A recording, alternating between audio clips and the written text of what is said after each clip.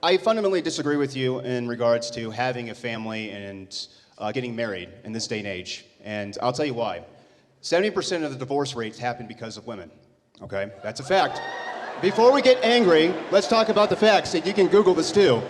And on top of that, 85% of the men, or I should say people in jail, grow up in fatherless homes. So there's a direct correlation between those two things. So my thinking is that we don't need to necessarily have more families unless we have a complete change to the system.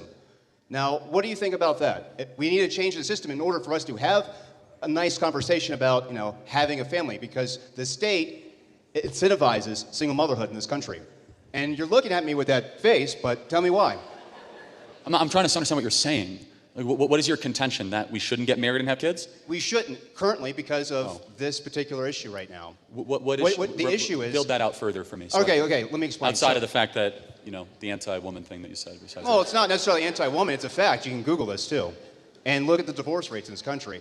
I'm just saying that if we're going to have more families, we need some protections in place for men. Because right now, the legal system actively destroys the man in court. All right? Is that false or is that true? I mean, yeah, of course it's true that the state encourages divorce, but yeah. How about you find a woman that you want to spend the rest of your life? I was married for 10 years. And then you should take responsibility for your own actions. Like, why is that my problem? No, that's not the thing is that you're saying you're asking me if I should find a woman. But hold on, you're going up in front of people, time out, to say marriage is bad because I had a bad experience. No, but it's true statistically. We can look at the data. Is it wrong to say that, hey, 70% of divorces are initiated by women when the data says that? Can I ask you a Facts provocative don't care question? about your feelings, right? Can I ask you a provocative question? Yes, did you do anything that led to your divorce? Absolutely.